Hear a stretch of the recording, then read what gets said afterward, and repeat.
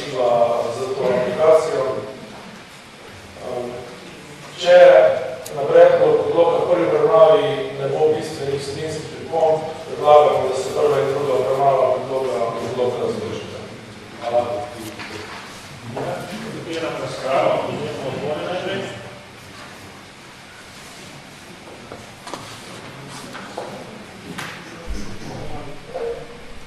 Ja, naš odbor je v bistvu obravnaval odlok in se strinja tako z vsebino odloka, kot tudi se zaključitve postopka, tako da smo pomožili tudi hvala.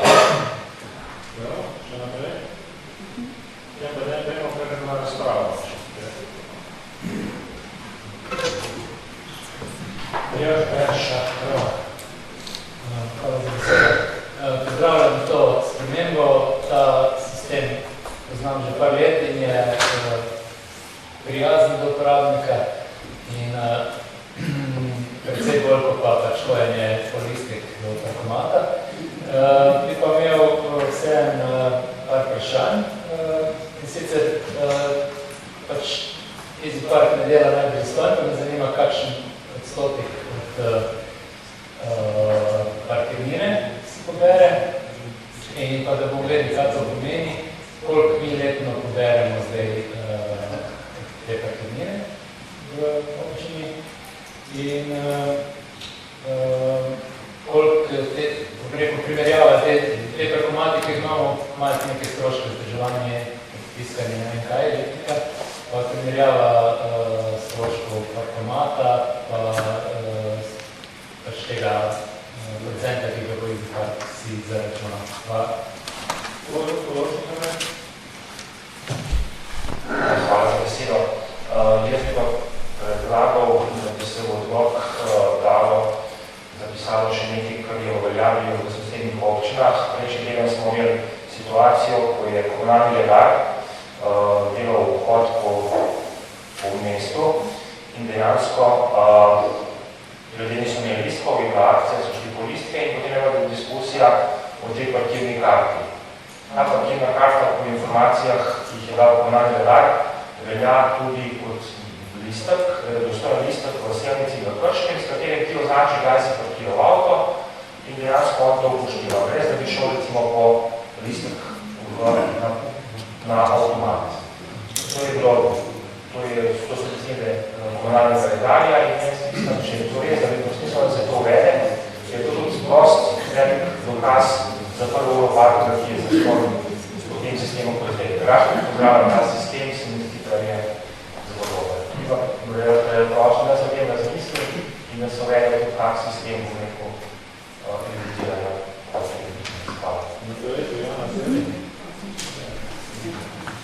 Ja, dodatna možnost plačevanja parkirnine preko aplikacije je, kot je že Aljoša Rovan povedal, zelo prijazno uporabnikom.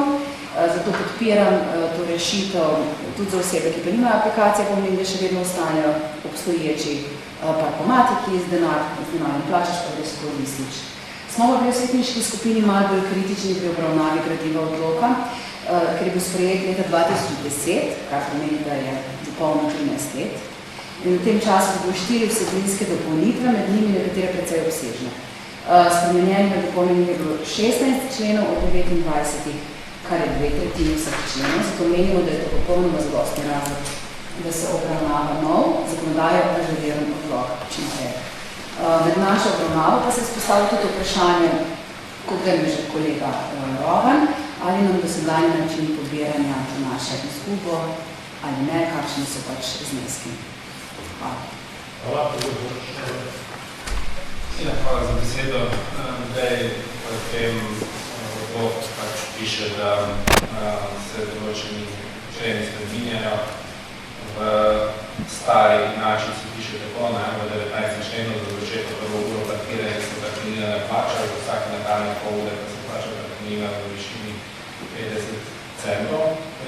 Jaz si sam, to je mogoče moja pripomba, si želim, da se ta določba ne bo tako spremenila s to aplikacijo, namreč upam, da bo ta proizvajalec oziroma lastnik te aplikacije upošteval naša pravila brežiška in da bo pač ta prva ura parkiranja postala brezplačna. samo vse vas, ki to ne poznate toliko. Sistem parkiranja je bil predvsem zaradi reda v mestu, kajti vemo, da je bil pred problem, da se več ne manj v mestu parkirajo uslužbenci, pravi se nekaj so bili občinske, eno so nekaj so bili davčne, eno upravne enote. Vem pa, da so bili uslužbenci tudi zaposleni v trgovinah in gostinstvu in cilj tega je bilo, da se vzpostavi red, da imajo možnost tisti, ki pridejo v mesto parkirati eno uro brezplačno, če pa imajo več časa, pa da se tudi plača, da vse ne naredi.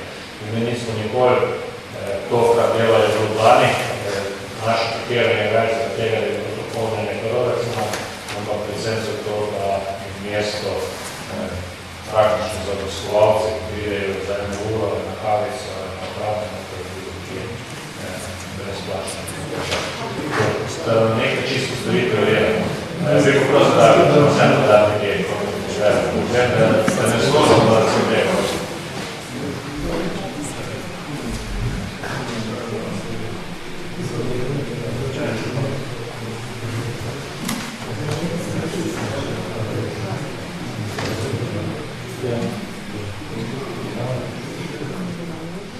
Ja, glede višine sredstev, pobere se približno parkirnine na letnem nivoju 4500 evrov.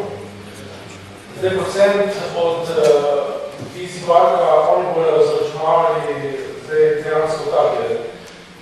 Zdaj ena ura, pri nas pol ure parkiranja je 50 centov. Če se bo to plačalo prek parkomata je 50 centov, prek Easy Parka bo pa zaračunal dodatnih 10 centov uporabnikov, uplačal uporabnik. Zdaj, kar se tiče predloga Bogdana, jaz se s tem predlogom strinjam, tako da pri pripravi novega odloka, mislim, da to malo moramo še dodati, da je druge stvari za spremeniti v odloku, to so cone, pomoče cone 30.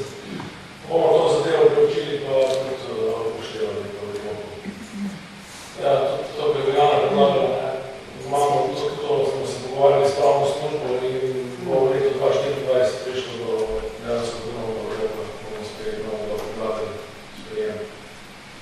Prva ura, kot Igor vprašal, prva ura bo še zmeraj zastojna tudi, če bo plačana preko spletne aplikacije, tako da bojo redari na svojih naročnikih prenih pogled v načilo, če je plačano oziroma noter bojo zabeležili registrske številke, ki so to plačane. Tako da bo isto.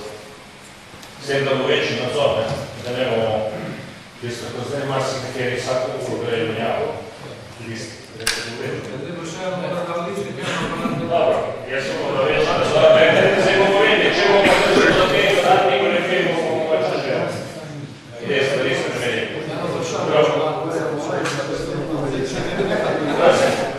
Prek aplikacije, če bo tista prva ura recimo brezplačna, bo zaračunal ta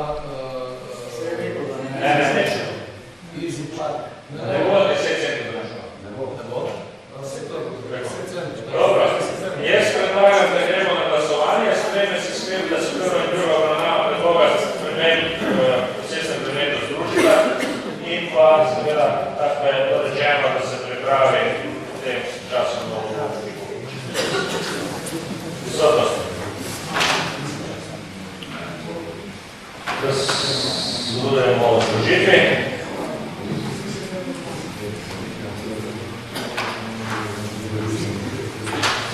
In pa glasujemo še enkrat po odloku